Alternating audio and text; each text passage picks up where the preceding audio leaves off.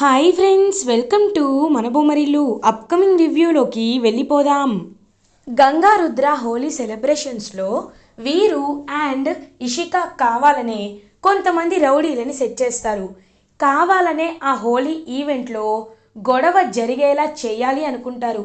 కానీ అప్పటికే గంగా వాళ్ళ అన్నయ్య రంగా అందరికీ కొంచెం మత్తు కలిపిన మజ్జిగ ఇవ్వడంతో రుద్ర తూలుతూ ఉంటారు. ఇంకా బాంగ్ తాగి రుద్ర తూలుతూ ఉంటే రుద్రని రౌడీలు అటాక్ చేయాలని గట్టిగా పట్టుకుంటారు. ఒక్కసారిగా రుద్రని గట్టిగా పట్టుకున్న రౌడీలని చూసి గంగకి చాలా కోపం వస్తుంది. తన పిడికిలిని బిగించి బాక్సింగ్లో ఎలా అయితే అటాక్ చేస్తుందో అలా ఆ రౌడీలని అటాక్ చేస్తుంది గంగా. ఒక్కసారిగా గంగ పంచ్ పవర్ చూసి ఫ్యామిలీ మెంబర్స్ అందరూ షాక్లో ఉండిపోతారు. అప్పుడే ఇంకా రుద్ర కూర్చొని, అది గంగా అలాగే చేయాలి, వాళ్ళు ఇంకా మన జోలికి రాకుండా ఉండాలంటే you just hold your wrist and kick it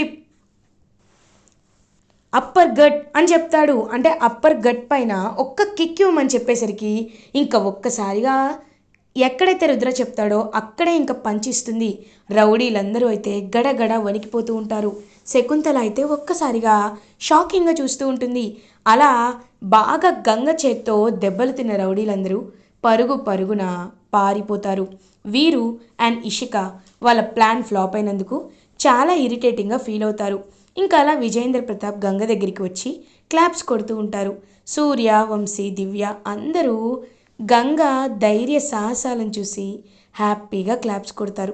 claps కొడుతూ, నిజంగా చాలా అంటే చాలా సంతోషంగా ఉందమ్మా, ఎప్పుడూ నీ ప్రతిభను నేను చూడలేదు, చూసే అవకాశం రావడం నిజంగా నాకు ఎంతో అదృష్టం అని ఎంతో హ్యాపీగా ఫీల్ అవుతుంటే, అవును, నిజం చెప్పాలి అంటే ఎప్పుడు మనం ఇలా చూడలేదు. గంగా గురించి అన్నయ్య ఎప్పుడు చెప్తూ ఉంటాడు కానీ గంగలో ఇంత టాలెంట్ ఉందని నిజంగా నేను గమనించలేదు అని పాపం ప్రీతి, దివ్య వీళ్ళందరూ హ్యాపీగా ప్రేస్ చేస్తూ అప్రిషియేట్ చేస్తూ ఉంటారు. అదంతా చూస్తూ శకుంతల సైలెంట్గా ఉంటుంది.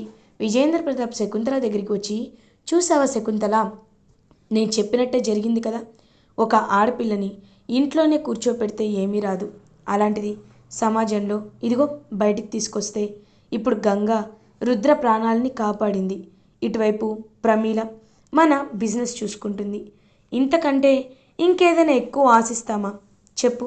కాబట్టి వాళ్ళ పని వాళ్ళని చేయనిస్తే మన ఇంటికి మంచి పేరుని తీసుకువస్తారు అని చెప్పడంతో శకుంతల ఆలోచనలో పడుతుంది. ఇది ఇలా ఉండగా ఈవినింగ్ అవుతుంది. హోలీ ఈవెంట్ని కంప్లీట్ చేసుకొని ఫ్యామిలీ మెంబర్స్ అందరూ ఇంటికి రీచ్ అవుతారు. ఇంకా అలా రుద్రకి మొత్తం మత్తంతా ఇంకా దిగిపోతుందనమాట.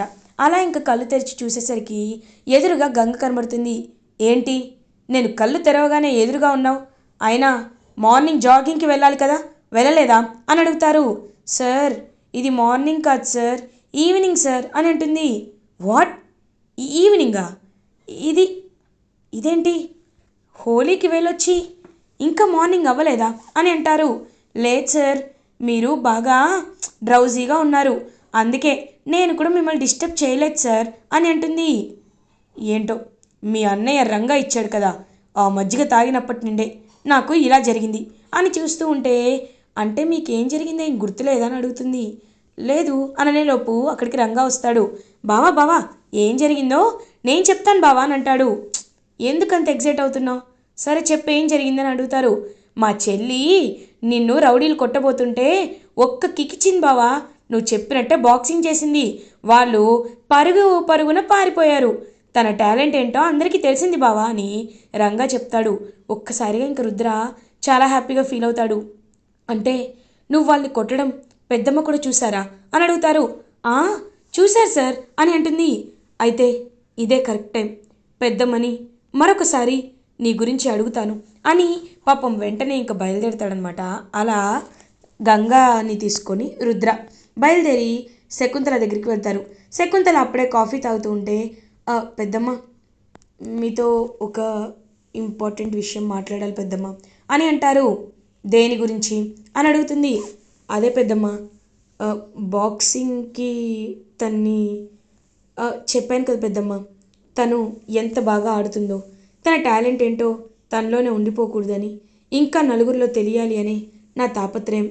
తను ఎంత మంచి బాక్సరో, ఈ నేషన్కి ఎంత పేరు తెస్తుందో మీరు తెలుసుకోవాలని నేను అనుకుంటున్నాను పెద్దమ్మ.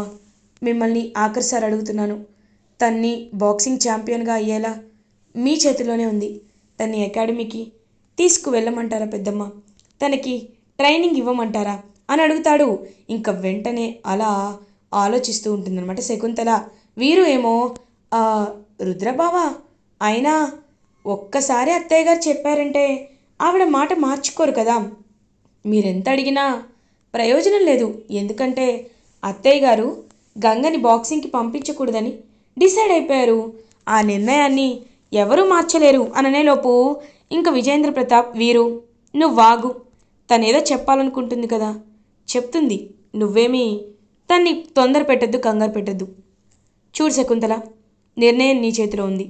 ఏం చేయాలనుకుంటున్నావో చెప్పు అనేసరికి, ఏమండి, ఇవాళ హోలీలో గంగా ప్రతిభని చూసి నిజంగా నాకు చాలా ఆశ్చర్యం వేసింది. రుద్ర ఏమీ తెలియని గంగతోనే ఇంతలా బాక్సింగ్ ప్రాక్టీస్ చేయించాడు అంటే ఇంకా తన ట్రైనింగ్ అయితే ఇంకెంత బాగా చేస్తాడో అని నాకు ఇప్పుడు నమ్మకం కలుగుతుంది. గంగ బాక్సర్ అయ్యి ఈ ఇంటికి పేరు తీసుకొస్తే అంతకంటే నాకేం కావాలి? కాబట్టి నేను ఒప్పుకుంటున్నాను అని అంటారు. గంగ బాక్సింగ్ చేయడానికి ఒప్పుకున్నందుకు ఎంతో అంటే ఎంతో హ్యాపీగా ఫీల్ అవుతాడు Rudra. Thank you, thank you so much పెద్దమ్మ అని హ్యాపీగా ఫీల్ అయ్యేసరికి, ఒక్క నిమిషం, కాకపోతే ఒక కండిషన్ ఉంది అని అంటారు. ఏంటి పెద్దమ్మ కండిషన్ అని అడుగుతారు. అది ఏంటి అంటే, ఇదే మీకు లాస్ట్ అండ్ ఫైనల్ అవకాశం. ఒకవేళ ఇప్పుడు గంగ బాక్సింగ్ గెలవకపోయినా, మధ్యలో ఓడిపోయి వచ్చేసినా, ఇక జీవితంలో ఎప్పటికీ గంగ బాక్సింగ్ ఆడకూడదు. ఈ కండిషన్ మీకు ఓకే అయితే చెప్పండి, నేను యాక్సెప్ట్ చేస్తాను. లేదు అంటే మాత్రం లేదు అని అంటారు. ఓకే పెద్దమ్మ, తను మీరు చెప్పినట్టే చేస్తుంది. ఏమంటావు అని అంటారు. ఖచ్చితంగా సార్, నేను ఖచ్చితంగా బాక్సింగ్లో గెలుస్తాను అని పాపం హ్యాపీగా ఆశీర్వాదం తీసుకుంటుంది శకుంతల విజేంద్రది. ఇంకా అలా విజేంద్ర ప్రతాప్ ఎంతో అంటే ఎంతో హ్యాపీగా ఫీల్ అవుతారు. ఇదంతా చూస్తూ వీరు చాలా అంటే చాలా ఇరిటేటింగ్గా ఫీల్ అవుతాడు. ఛా, ఆ గంగా రుద్రల్ని ఎప్పుడెప్పుడు దెబ్బతీద్దామన్నా నాకే ఎదురు దెబ్బ తగులుతోంది. ఎందుకో అర్థం కావట్లేదు. కానీ ఒక్కటి మాత్రం నిజం, వాళ్ళని ఖచ్చితంగా వదిలిపెట్టను అని గట్టిగా అరుస్తాడు. బ్రో, నువ్వు గట్టిగా అరిచినంత మాత్రాన వాళ్ళనేమి చేయలేవు కదా బ్రో. నీకంటూ ఒక ఐడియా ఉండాలి కదా. అయినా వాళ్ళిప్పుడు నువ్వు ఎంత కాదన్నా సరే హ్యాపీగా వెళ్తున్నారు, హ్యాపీగా వస్తున్నారు. ఇంకా వాళ్ళని మనం ఏం చేయలేం. ఇప్పుడు గంగ ఒకవేళ బాక్సర్ అయ్యింది అనుకో, శకుంతల అత్తయ్యకి ఆవిడపై ఉన్న కోపం అంతా పోతుంది. అలా పోయింది అంటే ఇంకా వీళ్ళని విడతీయడం ఎప్పటికీ ఎవ్వరి వల్ల కాదు అని అంటుంది. నువ్వు చెప్పింది నిజమే ఇషిక, వాళ్ళని విడతీయడం ఎవ్వరి వల్ల కాదు. అందుకే నేను రుద్రాని గంగాని పైకి పంపించేద్దాం అనుకుంటున్నాను అని అంటారు. బ్రో, ఇప్పుడే కదా చాలాసార్లు ఈ ప్రయత్నం చేశావు, ఇప్పుడు మళ్ళీ అవుతుందంటావా అని అంటారు. ఖచ్చితంగా అవుతుంది. ఎందుకంటే రేపు డిస్టిక్ లెవెల్ కాంపిటీషన్కి గంగా రుద్ర ఇద్దరు అవుట్స్కర్ట్స్లో ఉన్న ఒక టోర్నమెంట్కి బయలుదేరుతున్నారు. కాబట్టి బయలుదేరినప్పుడు వాళ్ళిద్దరి కార్లో ఆయిల్ లీక్ చేస్తాను. ఆయిల్ లీక్ అయ్యి పైకి పోయారు అని వార్త వస్తుంది. అప్పుడు మన వైపు కూడా ఎవరు ఏమీ చేయలేరు కదా అని అంటారు. ఇంకా ఒక్కసారిగా అలా షాక్లో ఉండిపోతుందన్నమాట తనైతే. బ్రో, ఆయిల్ లీక్ చేసింది నువ్వే అని తెలిస్తే ఇంకేమైనా ఉందా బ్రో? అలా తెలిస్తే నిన్ను గెంటేస్తారు కదా అని అంటారు. లేదు, నేను అది చాలా తెలివిగా చేస్తాను, నువ్వేమి కంగారు పడద్దు అని అలా అక్కడి నుండి వెళ్ళిపోతారు. సో వెంటనే మార్నింగ్ ఎవరు మిడ్ నైట్ ఎవరు చూడకముందే ఇంకా అలా కార్ దగ్గరికి వెళ్ళి కార్లో పెట్రోల్ పైప్ని అయితే ఓపెన్ చేస్తాడనమాట. లీక్ అయ్యేలా చేస్తాడు. ఎస్, ఇప్పుడు ఇది చూసుకోకుండా బయలుదేరుతారు, పైకి పోతారు. అదే కదా నాకు కావాల్సింది అని ఎంతో అంటే ఎంతో హ్యాపీగా ఫీల్ అవుతాడు వీరు. ఇదే ఇలా ఉండగా మార్నింగ్ అవుతుంది. గంగా రుద్ర ఇద్దరూ దేవుడికి నమస్కారం పెట్టుకొని అలా ఇంకా బయలుదేరుతారు. "ఆ, పెద్దమ్మ వెళ్ళొస్తాం" అని అంటారు. రుద్ర, క్షేమంగా వెళ్ళి లాభంగా రండి. గంగా, ఇచ్చుడు, ఇది నేను భానుకి ఎప్పుడు కట్టేదాన్ని. ఇది వాడికి తోడుగా రక్షగా ఉంటుంది అని ఈ కంకణాన్ని ఎప్పుడు నేను నా చేత్తో కట్టేదాన్ని. అమ్మవారి గుడిలో స్పెషల్గా పూజ చేసి తీసుకొచ్చిన కంకణం ఇది. కాబట్టి ఇది మీ ఇద్దరికీ కడితే మీ ఇద్దరిపై ఎలాంటి చెడు దృష్టి పడదు అని నేను గట్టిగా ఫిక్స్ అవుతున్నాను. ఇదిగో తీసుకో అని ఇద్దరికీ ప్రేమగా కట్టేసరికి పాపం ఎంతో అంటే ఎంతో హ్యాపీగా ఫీల్ అవుతుందన్నమాట గంగా. అమ్మగారు, మీరింత అభిమానం చూపిస్తుంటే నాకు చాలా అంటే చాలా హ్యాపీగా ఉంది అమ్మగారు అని పాపం ఎంతో హ్యాపీగా ఫీల్ అవుతుంది. అలా గంగా, పెద్దమ్మ మేము బయలుదేరుతామని చెప్పి ఇంకా అలా బయలుదేరుతారు. బయలుదేరి వెళ్ళేసరికి ఆయిల్ ఏమో లీక్ అవుతూ ఉంటుంది. వీరు, వెళ్ళండి వెళ్ళండి, మీరు వెళ్ళడమే కదా నాకు కూడా కావాలి, పైకి పోవడమే కదా నాకు కూడా కావాలి అని ఇంకా అలా వాళ్ళ వైపు చూస్తూ ఉంటాడు. ఇది ఇలా ఉండగా రుద్ర అండ్ గంగ ఇద్దరు కలిసి అయితే ఇంకా అలా బయలుదేరుతారు. బయలుదేరి వెళ్తూ ఉంటే పాపం గంగకి ఏదో చెడుగా అనిపిస్తూ ఉంటుంది. ఏంటి గంగ, ఏమైంది అలా ఉన్నావు అని అడుగుతారు. "ఆ, సార్, ఎందుకో నాకు మనసంతా ఏదో చెడుగా అనిపిస్తుంది, ఏదో స్మెల్లింగ్ కూడా వస్తుంది" అని అంటారు. స్మెల్? ఏం స్మెల్ వస్తుంది అంటారు. అదే సార్, మన కార్లో కొట్టిస్తారు కదా పెట్రోల్, ఆ స్మెల్ వస్తుంది సార్ అని అంటారు. నిజంగానా?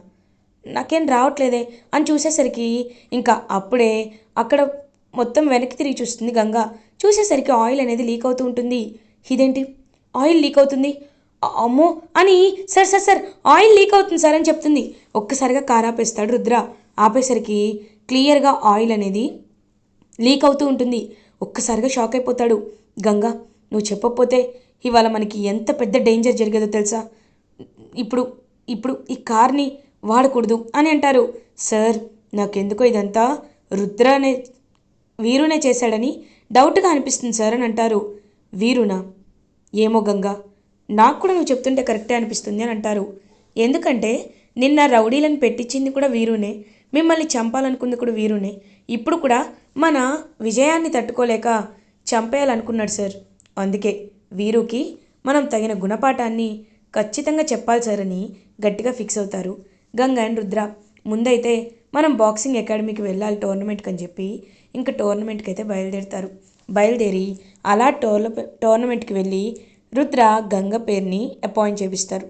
సో నామినేట్ చేపించేసరికి గంగ ఆ అపోజిట్ టీంపై చక్కగా గెలుస్తుంది. ఇంకా అలా గంగ సక్సెస్ అయ్యేసరికి రుద్ర చాలా హ్యాపీగా ఫీల్ అవుతారు. వెంటనే ఇద్దరు కలిసి ఇంకా ఇంటికి వచ్చేసరికి వీరు ఒక్కసారిగా షాక్ అయిపోతారు. ఇదేంటి, నేను ఎవ్వరికీ ఈ విషయం చెప్పలేదే, మరి ఎలా జరిగింది అని ఆలోచిస్తూ ఉంటే కరెక్ట్గా అప్పుడే ఇంక ప్రీతి ఏమో, ఏమైందండి, ఎందుకంత టెన్షన్ పడుతున్నారో అని అడుగుతుంది. "ఆ, ఏం లేదు, నేనేమీ టెన్షన్ పడటం లేదు" అని చెప్పి ఇంకా అలా అక్కడిని వెళ్ళిపోతాడు. అప్పుడే వీరు దగ్గరికి గంగా వస్తుంది. ఏంటి, మేము ఎలా ఫ్లాప్ అయ్యామని, మేము ఎలా బయట పడ్డామని ఆలోచిస్తున్నావా వీరు అన్నయ్య? చూడు, నువ్వింత నీచుడివని నేను అస్సలు అనుకోలేదు.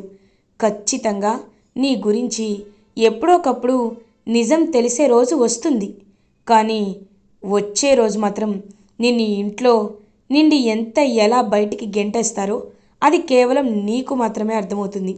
ఇప్పుడు చెప్తున్నాను, ఇంకొకసారి ఇలాంటి ఏదైనా ఏదైనా ప్రమాదాన్ని రుద్ర సరికి కానీ, నాకు కానీ, ప్రమీలక్క కానీ, ఇంట్లో ఎవ్వరికైనా కానీ తల పెట్టాలి అని చూస్తే మాత్రం నీ ఏం చేస్తానో నాకే తెలీదు అని ఇంకా అలా అక్కడి నుండి అయితే వెళ్ళిపోతుందనమాట గంగా. వెళ్తూ వెళ్తూ పక్కకి తిరిగి చూసేసరికి అక్కడ ఉండేది ఎవరో కాదు, ప్రీతి. ప్రీతి ఈ మాటల్ని వినేస్తుంది. ఒక్కసారిగా ఇంకా ప్రీతి వినేసరికి షాక్లో ఉండిపోతారు. ప్రీతి, అది కాదు ప్రీతి అని అంటాడు వీరు. వద్దు, మీరేం చెప్పొద్దు. అంటే మా అన్నయ్యని, వదిన్ని మీరు మీరు చంపించాలనుకున్నారా?